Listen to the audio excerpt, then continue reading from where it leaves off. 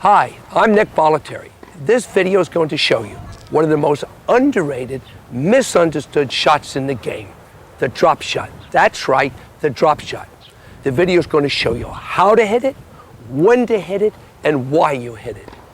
You talk about having a big killer forehand? Review this video over and over again. You'll add another weapon to your game.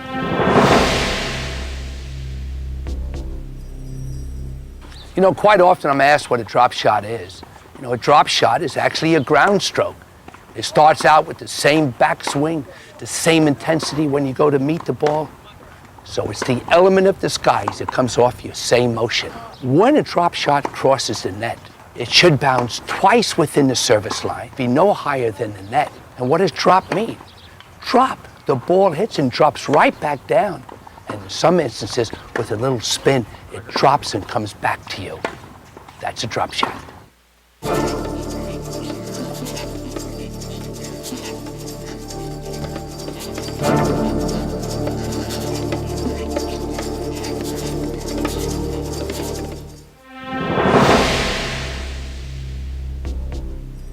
Why do I use a drop shot? Well, first of all, you use a drop shot to have another shot in your arsenal of weapons. Number two, there are players that are darn comfortable on a baseline, running to the right, running to the left. They can stay there all day long. A lot of times, you don't like coming to the net. I'm going to bring you up to the net on my terms. You don't want to come there. I know the shot I'm hitting, so I've got you 2 times. You don't like being up there, and I know the type of shot I'm going to hit to you. A drop shot can do all sorts of variations and keep doubting the opponent of what you're going to do. When do I use a drop shot? Let me refer back to Andre Agassi. When Andre hit the drop shot, I closed my eyes, because 90% of the times it was hit from a panic situation. He got nervous and tried to end a point too quickly. You go to a boxing match and you see combinations. He'll jab, jab, jab. Why is he jabbing? To set up the big punch. Same way with a drop shot. Here I am, I have big forehand and a big backhand, the opponent moves back 5 or 6 feet. A drop shot can be a very offensive shot, not just to draw the person out of position, but it could end a point instantly. And remember, the drop shot doesn't have to be a winner, but it changes the tempo. It throws the opponent off their rhythm. That's important. What makes the drop shot so effective? Number one, disguise. The magician is a great magician because he disguises what he's going to do. Drop shot's the same. It's the preparation, it's the direction of the ball, it's the height of the ball. Let's look closely at 2 separate shots that work well together to create disguise. Notice the deep slice backhand and the drop shot look nearly identical in both preparation and execution of the stroke.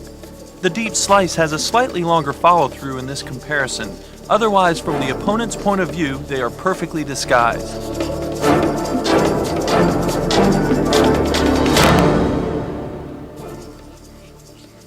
Hitting your drop shot toward your opponent as opposed to away from them allows you to further disguise the shot using the limits of your opponent's depth perception to your advantage.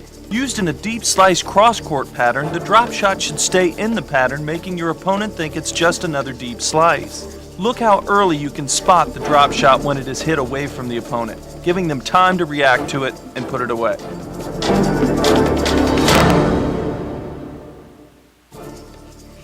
If the height of the drop shot is too high, it will lose the disguise of looking like a slice. The bounce will be higher, allowing more time for the opponent to run it down. Try to execute the drop shot with similar net clearance to that of your deep slice.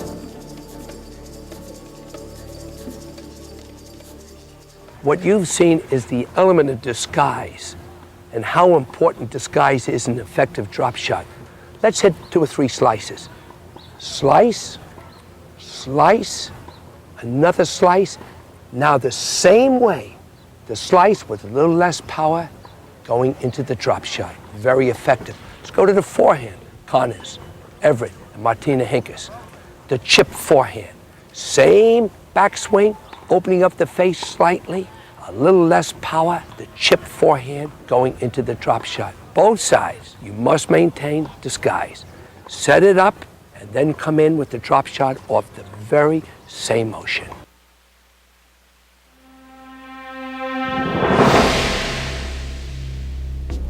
The three keys to hitting an effective drop shot are the following: the grip, Eastern backhand to continental; the swing, basically the same as hitting a forehand or backhand; the balance, the foundation. If you have all three of these ingredients, your chances of hitting an effective drop shot are increased.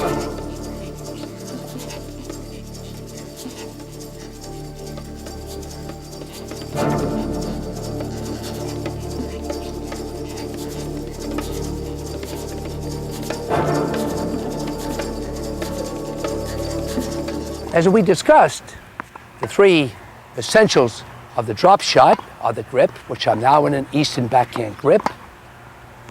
The backswing basically the same as if I'm going to hit my regular backhand, whether it be low to high or a drive. And then three, I have excellent foundation, which helps me to have a long follow through and complete ball control. Remember, grips, the stroke basically the same, and the strong foundation. From backswing to follow-through, the one-handed backhand drop shot is prepared and executed, following the same swing path as that of the deep slice stroke. The only difference being an adjustment in power and a slight opening of the racket face to apply rotation rather than depth to the ball. The two-handed backhand drop shot is hit in the same way. It should have all the earmarks of a deep slice. Some two-handed backhanders prefer to release with one hand after contact for further extension on the follow-through. The forehand drop shot should be prepared to look just like the deep chip forehand, the same swing all the way to follow-through, with a slight opening of the racket face to create rotation instead of depth on the ball.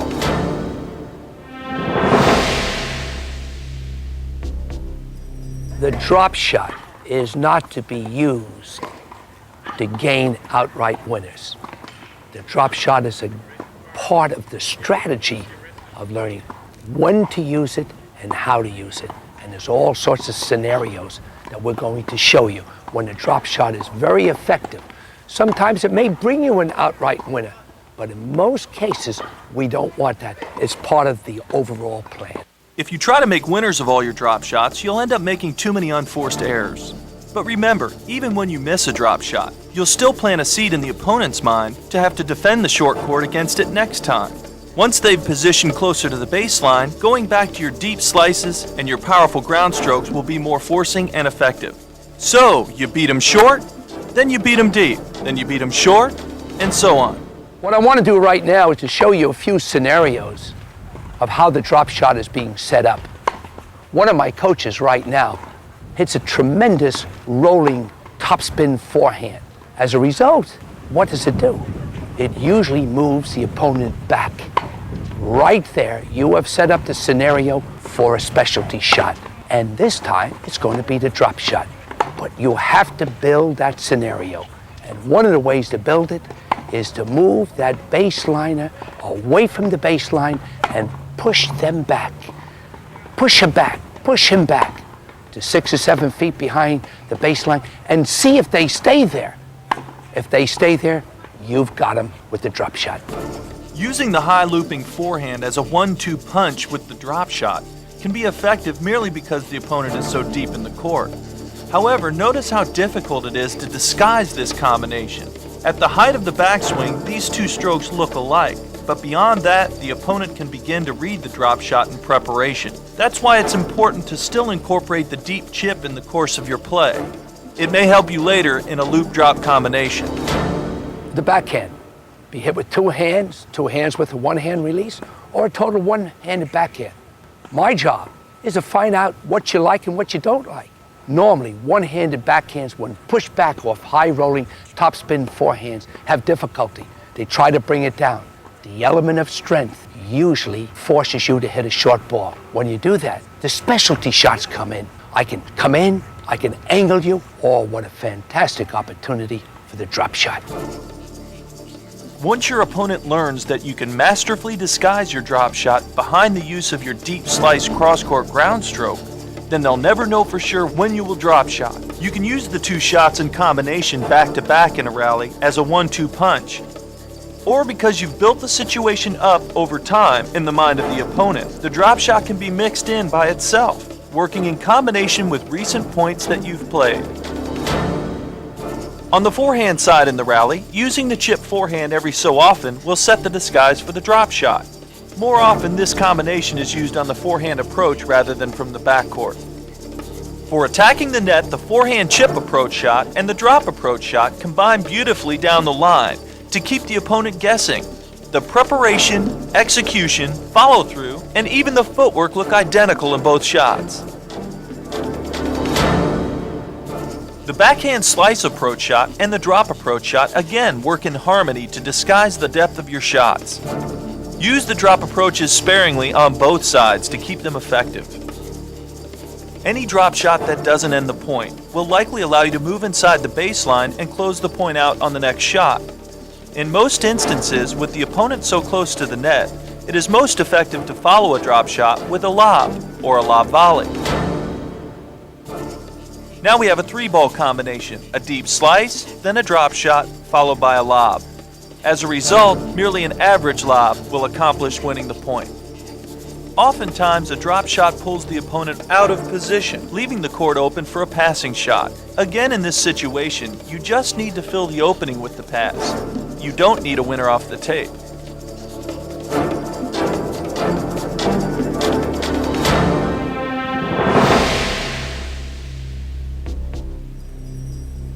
How often do you use the drop shot? I can't say 3 times, 4 times, or 5 times. It depends on the opponent. But what I can tell you, it comes off a combination of shots.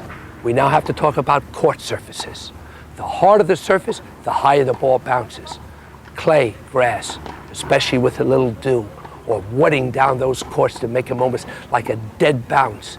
Very effective. Also is effective because changing directions on a clay court's that's slippery, almost impossible. Changing directions on grass, especially the first week of the tournament, very difficult because it's slippery. Now, let's talk about the weather, the wind, the humidity, the heaviness of the particular day that you're playing against. Heavy air, the ball's on as lively. The wind on my back, are you going to hit a drop shot? Certainly not. As much as you're going to hit it when it's in your face. Why? Because the wind will hold the ball up, making the drop shot more effective. Remember what I'm telling you. There's a lot to the success of any shot. The how, the when, the why is not enough. You want to have the perfect recipe? Put in weather conditions, court surfaces, and the ability of the opponent. Pick up little tips about your opponent, about their movement and recovery, and what direction they like to go to or not like to go to. This is another factor that will make your drop shot much more effective.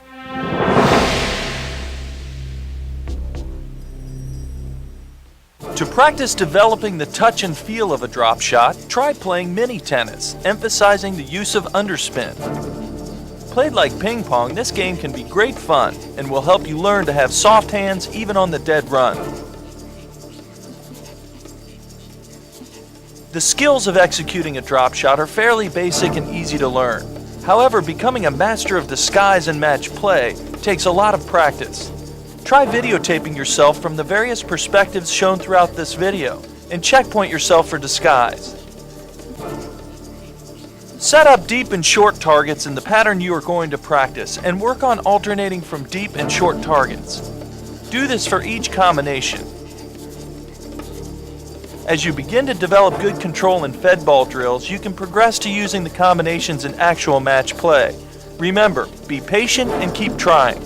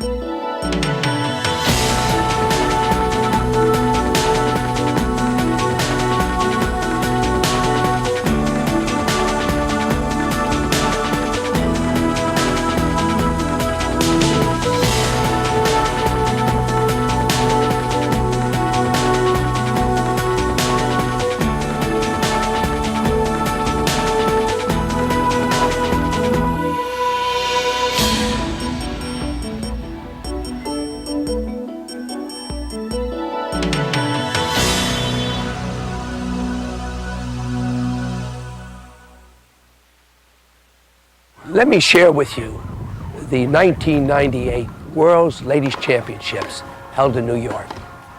I went up to see Martina Hingis play Lindsay Davenport in the finals. I had been working with Martina for a couple of weeks. Lindsay Davenport was tired. The legs just weren't moving right. Martina captured this right away, moved her side to side, moved her in on the drop shots, and it became an effective weapon for beating Lindsay Davenport in the finals. Tommy Haas, before going to the 1999 Australian Championships, asked me a question. Nick, when do I come into the net? I said, Tommy, come in all the time. You'll find out your own self when to come in and when not to come in. Same advice I'm going to give to you. Go out and apply the drop shot to your game, and also part of your practice. You're going to get burnt a few times. Don't get discouraged. Keep working it. Sooner or later, you'll find the right time to use it, and this will become another weapon in your game.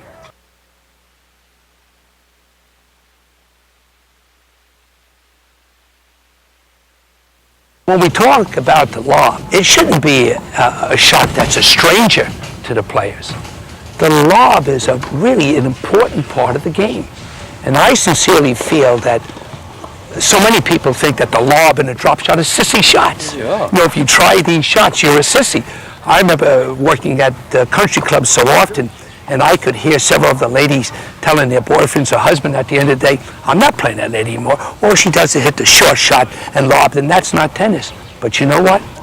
Watch the best tennis in the world today, and you'll see that the lob is a big part of the game. You know, you already know Rafter's going to be coming to the net. He's coming in, he's coming in, he's coming in.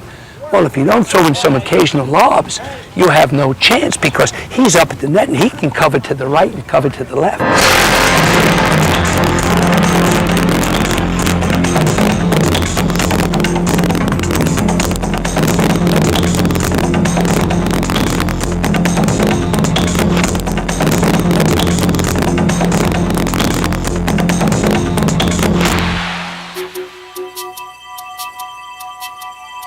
It's just another part of the game. You know, specialty shots are very much part of the game. It's just knowing the time to use it and how to use it. That's the difference.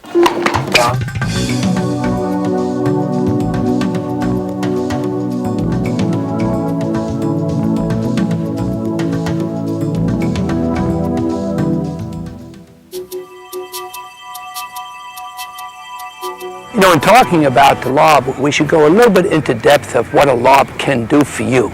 Number one, if you have a net rusher that's just going to come plowing into the net, you have to discourage that person from plowing into the net and putting their nose very close to the net and say, hey, I'm going to put your passing shot away. The lob, whether it's successful or not, puts hesitation into the net rusher. Once you put hesitation into the net rusher, they'll start staying a couple of feet more away from the net, which makes your angles and your passing shots more effective. So we have to understand that the lob is really a tremendous sort of stoppage to the net rusher, but you have to create doubt that you can lob as well as pass.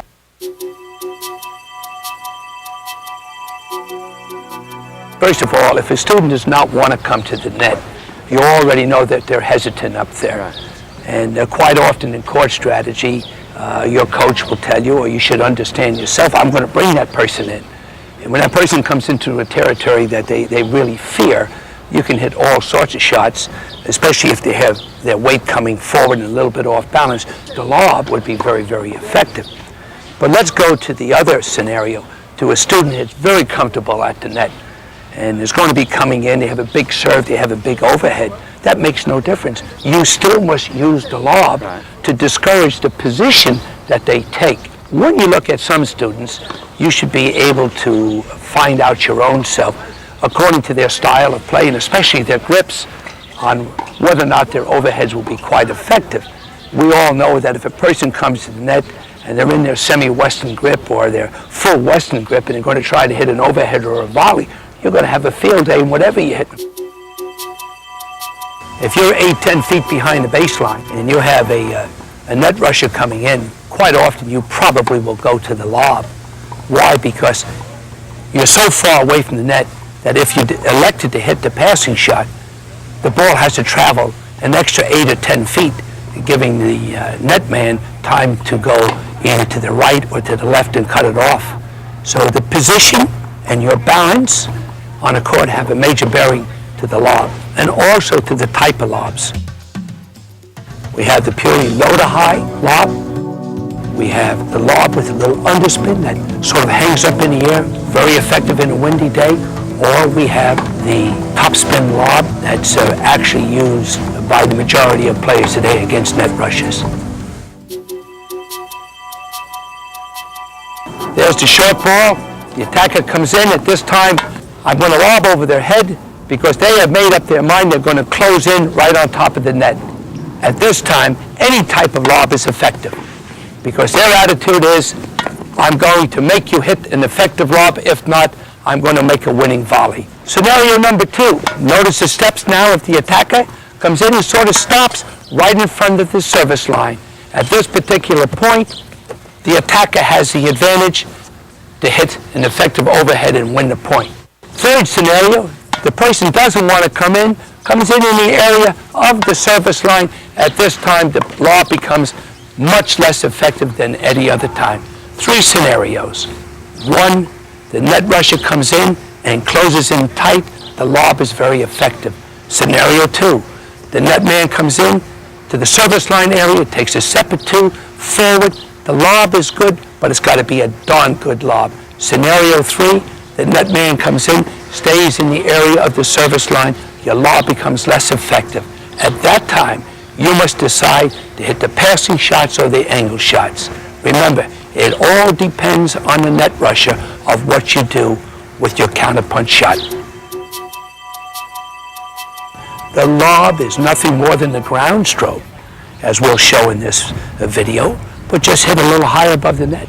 But the disguise, the backswing, doing everything the same except for point of contact is really the only little difference that we have. What I want to do at the beginning of my lesson is just hit a few balls to my student and just see what he does.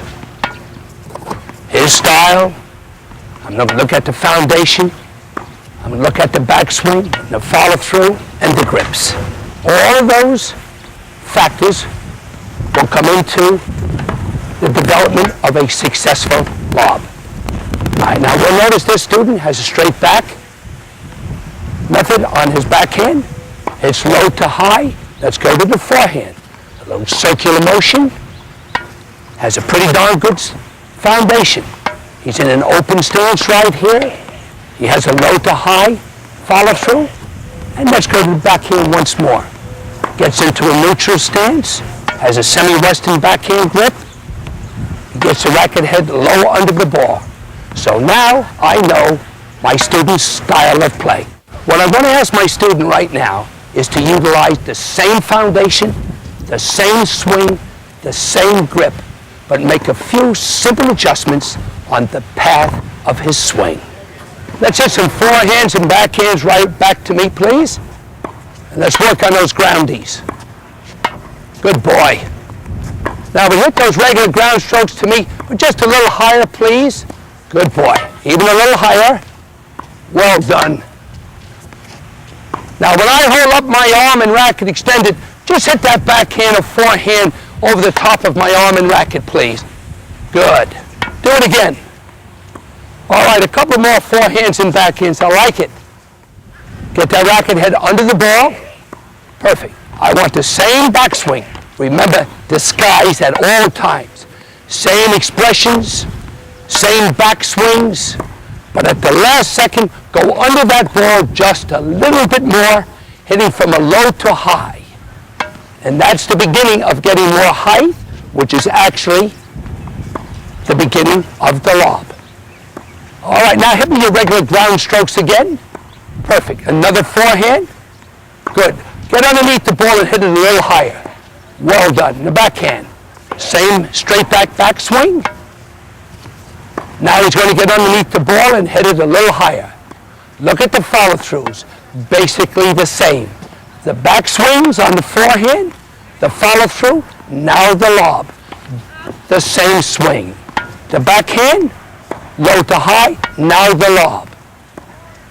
What we've accomplished already is an element of disguise. It was very difficult for me to say that was the beginning of the lob. I couldn't tell the difference. So we've already accomplished his style of play going into the lob. The flat low to high lob is the most basic of all lobs to execute. Though using less power, this stroke should look much like a normal forehand drive, with the exception of an earlier contact point and a slightly opened racket face. The flat lob can be used effectively either as the tail end of a drop shot lob combination or defensively when you're under pressure. On the backhand side, the low to high lob should appear to the opponent as a driving ground stroke, except with less power and with an open racket face. The two-handed low to high lob shares many of the same characteristics. Notice the nice full follow-through. This two-handed backhand releases with one hand just after contact point for a more full extension on the follow-through.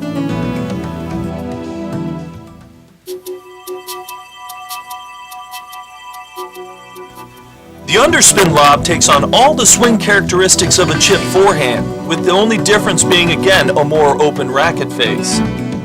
This lob is often used when under pressure and when pulled wide in the court to allow more time for you to recover. Because this stroke looks so much like the backhand slice ground stroke, this lob can be a cleverly concealed weapon against a net rusher.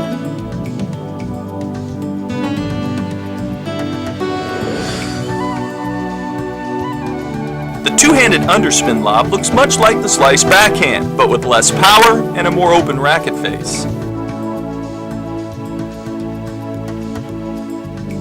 And here's the two-handed with the one-hand release on the follow-through.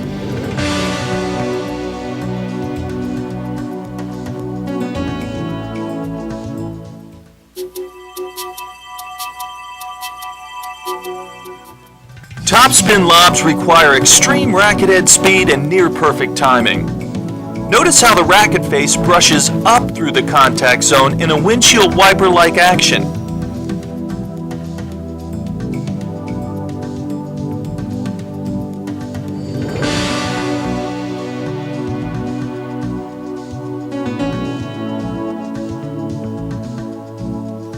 As the stroke drives forward towards the contact point, the racket head is still positioned very low, but at the last second the racket head accelerates upward, creating a heavy brushing-like action.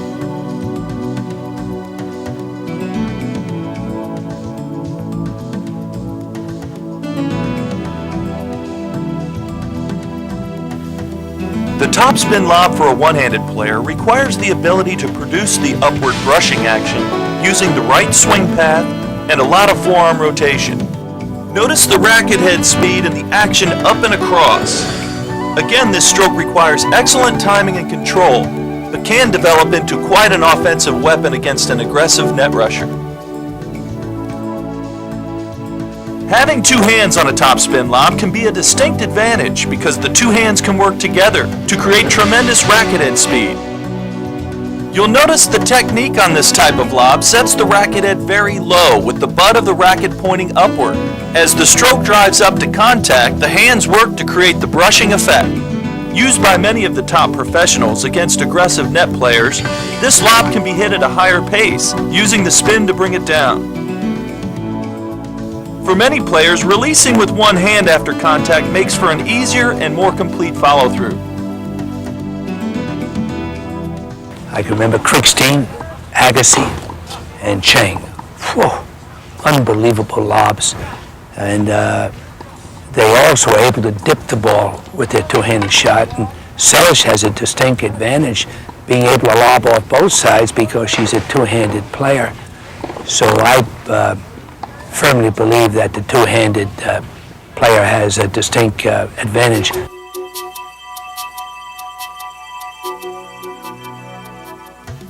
Combinations are created by using two or more shots back-to-back to pull the opponent out of position so that you can end the point. Some combinations pair strokes together because they look alike and allow you to disguise the depth of your shots. The drop shot lob combination is very effective for drawing a player in tight to the net so that you can lob the ball into the open backcourt. In the element of the drop shot, it's baseline against baseline, and both staying back. Here, one is coming in and forcing you to go into a combination of the variety of shots that you have. The most common use of the lob is in combination with the passing shots. When the opponent attacks net, they force you to choose from one of three shots: the deep down the line pass, the sharp angle pass, or the lob. Using the three options in balance keeps the opponent guessing about where to position at net. When you back them off the net with a lob, your passing shots will become more effective. Conversely, when the use of your passing shots begin to draw the position of the opponent tighter to the net, now your lob will become more effective. So what you have to do is to apply all the shots in order to make the lob effective. If you go to lob, lob, lob, lob, then the rusher will stop in the vicinity of the service line and hit most of your lobs away for winners. So what the baseliner must understand is to develop fear in the minds of the attacker will require that person to start working not only their angle shots and their dips, but their different types of lobs that they're comfortable in hitting. And that's going to depend on the caliber of the student, their grips, and how much they practice it. We've seen how the lob can be used in combinations as more of an offensive shot, but many times you'll use the lob when there are very few other options, making it a defensive lob. The defensive use of the lob is often called for as the last effort to stay in a point, forcing your opponent to hit the overhead to put you away. So when you're in trouble, launch it up. On big points, overheads can be easy to miss.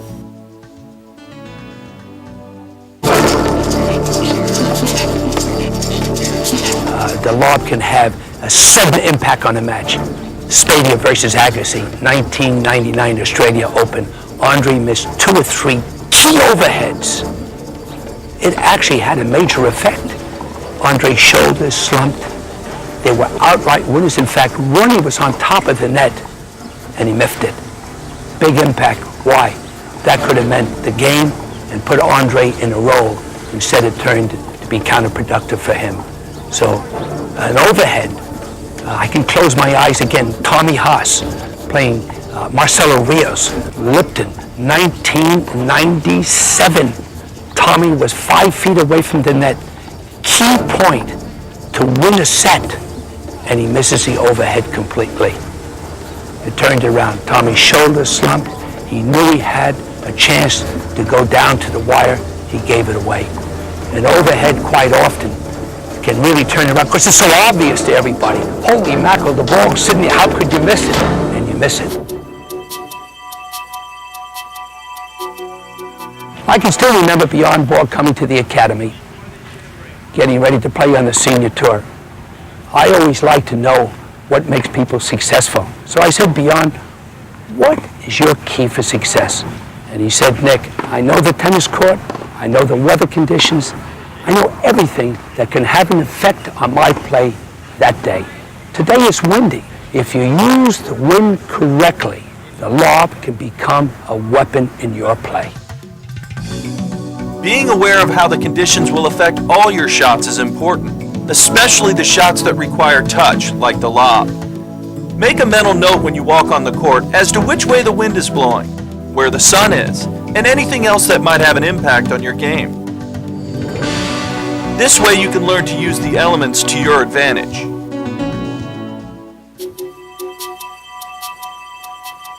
I think doubles is a fantastic game of, should we say, playing chess, because quite often you find the doubles combinations are effective if they can hit all sorts of shots.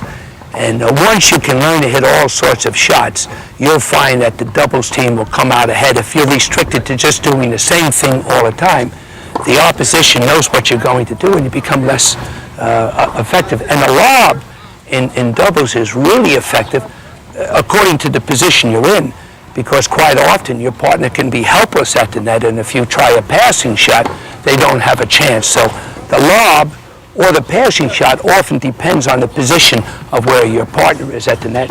A good doubles team will leave you very few openings in the court, so you must create your openings through shot combinations. It is an objective in doubles for both players to move into net position as a team, leaving it up to your lob to back them up. The ability to hit the topspin lob as a strength is a big advantage in doubles. A few of those, and soon you'll find both your opponents playing back. Angles, drop shots, and especially the lob are key components to artfully opening up opportunities in doubles, allowing your team to close out points more successfully.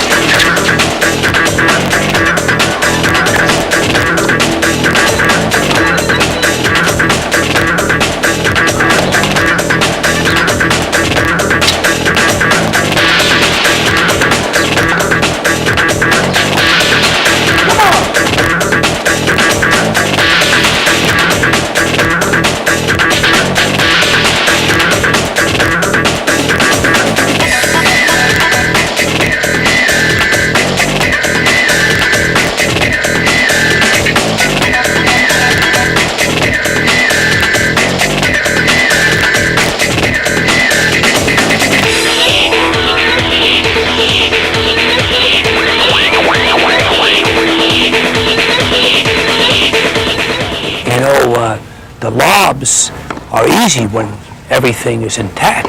Perfect balance, you have time to hit it. But that's not going to be the key to success. You have to learn to hit these lobs on the run, on your back foot, out of position. If you think that you're going to be in position to hit your lob with your foundation and having all the time in the world, forget about it. So you have to learn to do this off the most adverse conditions of all. If you're able to hit the lobs when you're completely off balance, then you go to another level. Why? Because that element of hitting an effective lob off a shot that the opponent felt was almost an outright winner makes that opponent think a couple of times, gosh, they got the ball back. I thought I had a winner. And that can cause some unforced errors in the hitting of their overhead. I can recall Tommy Haas. What had happened is the opponents playing Tommy attacked his backhand because they knew he was never going to hit the lob. And how did we practice this? We applied the same principle that Pete Sampras does from the baseline in his cross-court high rollers. We had Tommy practice that every single solitary day. And then he applied the same principle to the lob, and he had it. But again, you have to practice the shot, and you have a little difficulty. You have to get into some grip that might make it a little bit more comfortable because of the element of strength that enables you to hit the lob effectively.